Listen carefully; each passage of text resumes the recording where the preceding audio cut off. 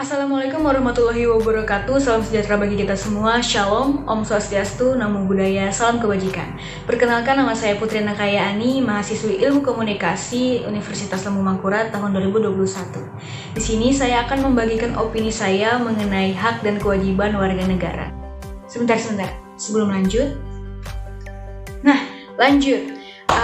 Udah nggak asing kan dengar hak ataupun kewajiban? Apa itu hak? Hak berarti milik atau kepunyaan, atau bisa juga diartikan sebagai kekuasaan atau kewenangan untuk melakukan sesuatu. Hak adalah sesuatu yang didapatkan atau diterima seseorang jika telah melakukan suatu kewajiban sebagai warga negara. Hak dan kewajiban harus seimbang, artinya kita tidak boleh menuntut hak tanpa melaksanakan kewajiban. Apa itu kewajiban warga negara? Kewajiban berasal dari kata wajib, yang artinya harus. Kewajiban adalah sesuatu yang harus dilakukan oleh warga negara terhadap negaranya. Kewajiban adalah segala sesuatu yang harus dilakukan dengan penuh tanggung jawab untuk mendapatkan hak. Lalu, bagaimana dengan peraturan PPKM level 3 yang akan berlaku pada masa Natal dan Tahun Baru secara merata di seluruh Indonesia nanti?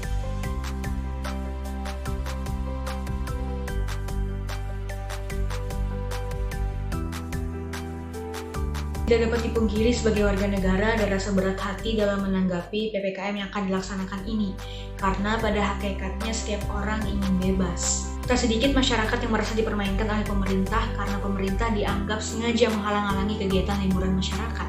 Ditambah lagi ada pihak yang merasa tidak adil dengan peraturan ini. Namun, di satu sisi masyarakat merasa bahwa keputusan dan kebijakan pemerintah ini sudah tepat untuk mengantisipasi kerumunan dan kejadian yang tidak diinginkan. Selain itu, ada masyarakat yang saling memberi support untuk semua orang ikut andil dalam melaksanakan PPKM yang telah dirancang oleh pemerintah. Lalu, bagaimana hubungannya PPKM level 3, Natal dan Tahun Baru dengan hak dan kewajiban kita sebagai warga negara? Berbicara tentang kewajiban, tentunya sudah menjadi keharusan bagi kita semua untuk menjalankan dan mentaati segala peraturan yang dibuat oleh pemerintah. Dalam hal ini adalah PPKM level 3 dari tanggal 24 Desember tahun 2021 sampai 2 Januari tahun 2022. Berikut peraturan yang berlaku. Lalu, bagaimana dengan masyarakat yang ingin mudik? Bukan hal yang mudah, namun sebelumnya kita harus memahami lebih lanjut bahwasanya peraturan ini dibuat untuk mengantisipasi potensi terjadinya kerumunan, karena momen dan waktu untuk bertemu orang banyak pasti akan meningkat dalam jangka waktu Natal dan Tahun Baru. Jadi, sudah menjadi kewajiban kita sebagai warga negara untuk peduli kepada sekitar, yaitu dengan menerapkan protokol kesehatan sebagai upaya mencegah melonjaknya kasus COVID-19. Lalu, bagaimana hak yang harusnya didapatkan oleh warga negara?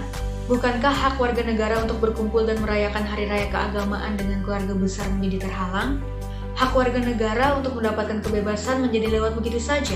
Saya setuju bahwasannya hak-hak tersebut telah dirampas dari masyarakat jika kita hanya melihat dampak yang terjadi tanpa mencari tahu dan memahami asal-usul yang jelas mengapa hal ini bisa terjadi.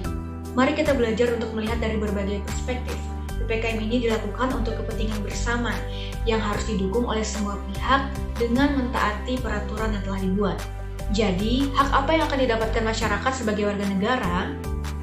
Tentu saja hak untuk beribadah di rumah ibadah masing-masing, khususnya umat Kristiani pada ibadah Natal 25 Desember dengan protokol kesehatan yang ketat dan kapasitas sesuai dengan ketentuan. Kita juga tetap mendapat hak kebebasan, namun perlu diimbangi dengan kewajiban untuk kepentingan bersama. Pemerintah tidak melarang masyarakat untuk berkumpul merayakan tahun baru atau hari libur.